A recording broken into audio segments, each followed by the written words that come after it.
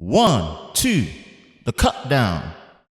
Camera talk, baby. Camera talk, baby. And ooh, Sony's your guy, Sony, back to back, Sony. Damn, back to back.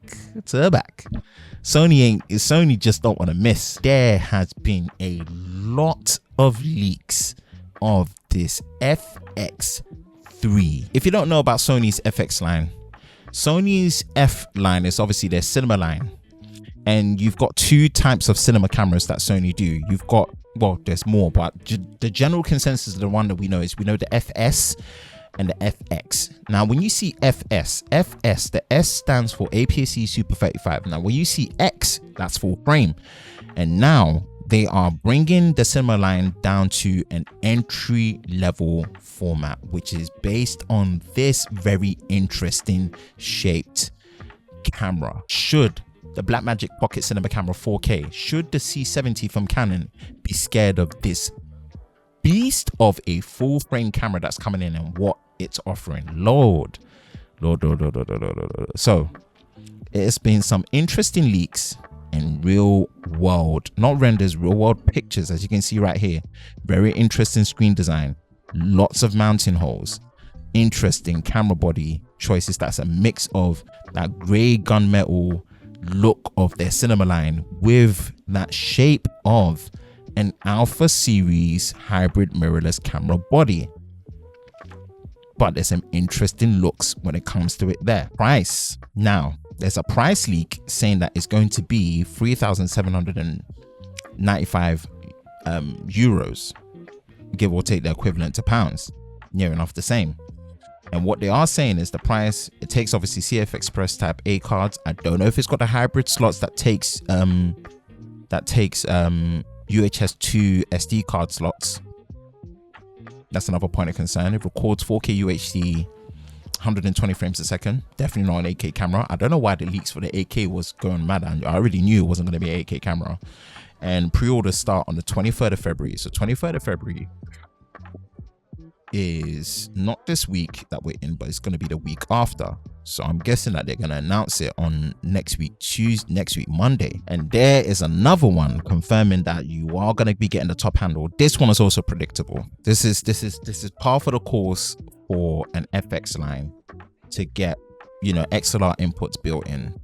And this is going to be very interesting in that sense. You're getting active cooling, XLR adapter in the box, a Cinetone color profile, no overheating after 13 hours, 4K all in 10-bit 42. And you've got the mounting holes. You've got that for the XLR adapter, quarter inch, 3/4 inch on both sides. And whether we know whether the price is with tax or without tax, it's hard to say. And I'm going to break down what my expectations are of this camera and why I can see where the initial problems and misses are, but what might be confusing, what might make sense for it at the same time. And it's really just down to Sony being their own worst enemy, which actually doesn't make them their own worst enemy. What it does do is it makes it easier to grab anyone to buy their cameras. I'm gonna try to break it down as quickly as possible and as effectively as possible. Sony want to rule the full frame market. They want to rule the full frame market, and if they're going the way that they're going, they will rule the full frame market.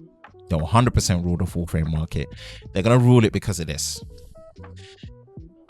The main competition will be the A7S III.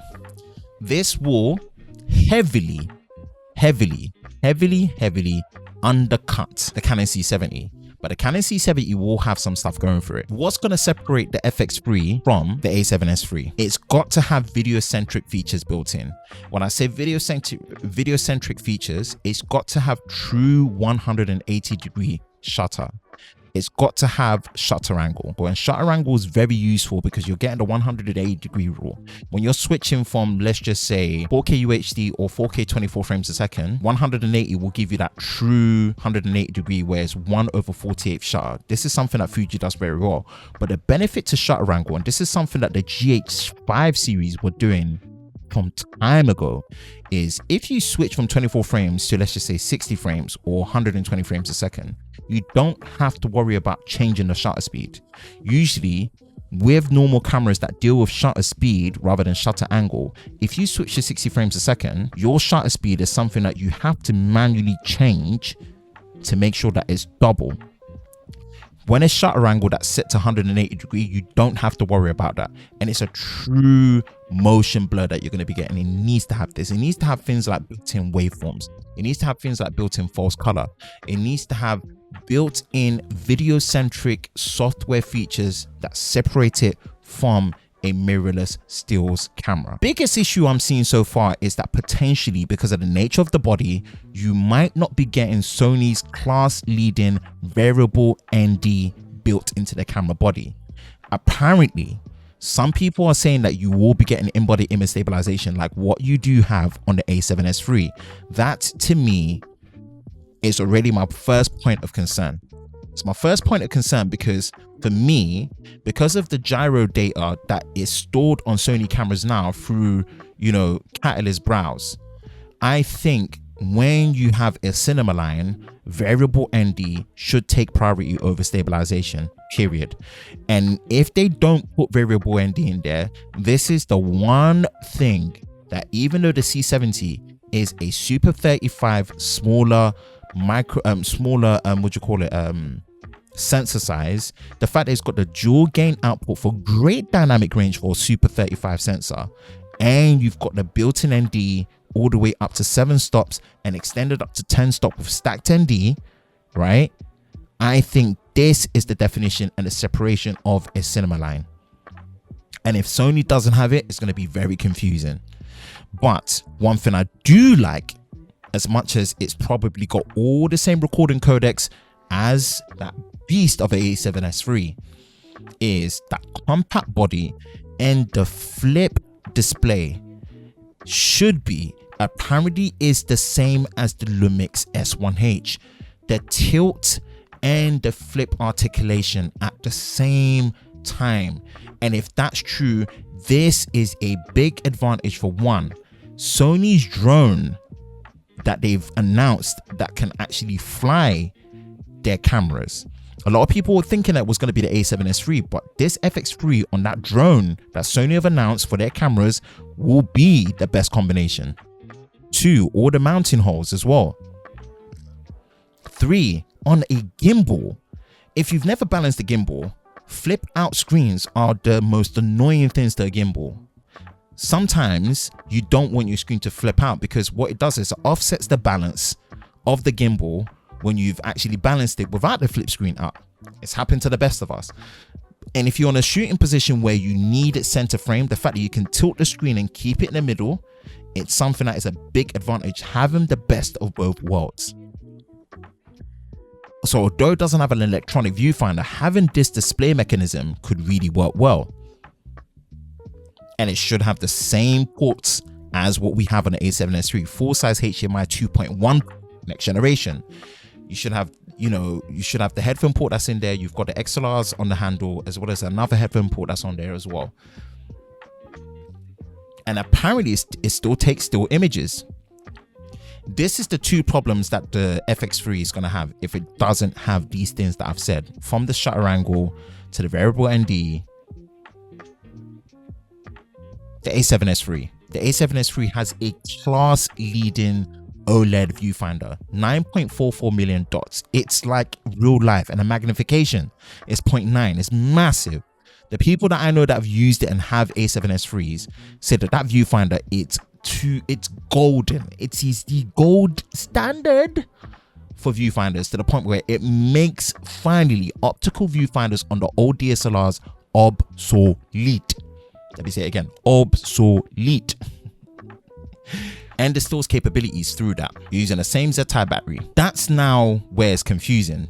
It pretty much comes off to be the same price and potentially a bit more expensive because of the clout that comes with the fact that it's a cinema line. But where it does win is the fact that the C70 is £4,800. And if it really is with tax £3,800 for the body, or dollars for the body, or euros for the body, it massively undercuts the C70. Even without the variable ND feature, it massively undercuts it. but yet it's also then confusing against the A7S III based on the price point and the extra stills capabilities that you get with that class leading OLED viewfinder. But guess what? Sony have won. Where they've won is, and I was discussing with my guys that we talk about cameras, they've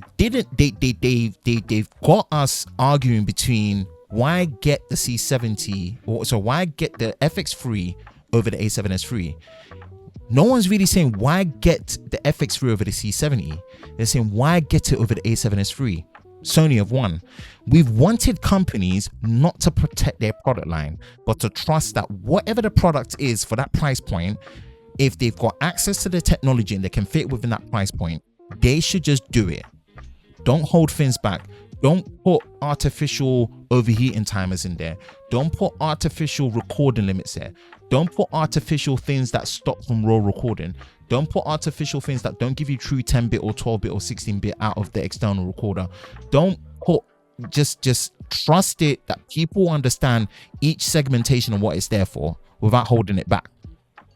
A7S III, A7R4, A1 with 8K on a stills camera, FX9, FX6, now FX3. All we need is the Sony A7, A7 IV. Come on, that A7 III body is 3 years old now.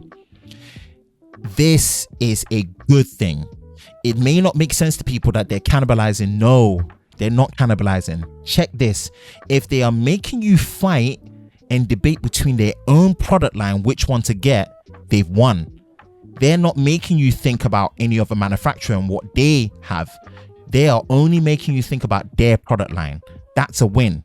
Sony E-mount is extensive across all their product line. You buy one Sony because of how the lens works with the APS-C, with the FS line, as well as the FX line, as well as the APS-C, as well as the full frame, right? You're there and you're able to capitalize your lens collection across all their systems. So once you do, and any Sony shooter that's here, you know this. Once you've got one camera body from Sony, it's easy to get another one from Sony. It's easy to get another one from Sony. I think Tommy Calloway, he just did a video about the Red Komodo and the A7S III. In the end, as good as the Komodo is with the 6K and Red Code RAW codec, guess what? He's trading his Komodo and he's getting an FX6 because it lines up perfectly with his A7S III. You see? That's the trick.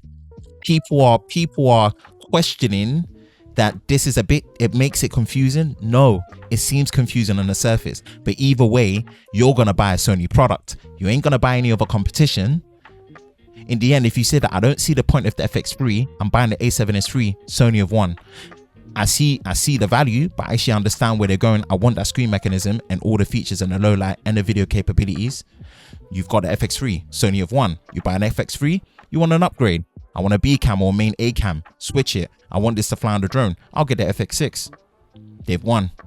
I want low light capabilities with photo taking. Get the A7S III. You want a super crazy 50 megapixel camera that does 8K video, no record limit for over 3 hours on a dummy battery, or internally up to 2 hours with no overheating, and I can still shoot up to 30 frames a second for sports with full size HDMI. Get the A1. You can use the same lenses across the board. Sony have won. So it may seem confusing, but I kid you not, either way, they're funneling people into their full frame lineup. All that's left is the Sony A7 IV, and boy, game. This FX3 may seem confusing, and I'm gonna do my reaction to it, but I kid you not, it's a tactical move that makes a lot of sense. And Sony are their own worst enemy. At the end of the day, they're winning it, and they're hugely undercutting that C70, even with some of the concerns that I've shared. That's my thoughts on the leaked Sony FX3.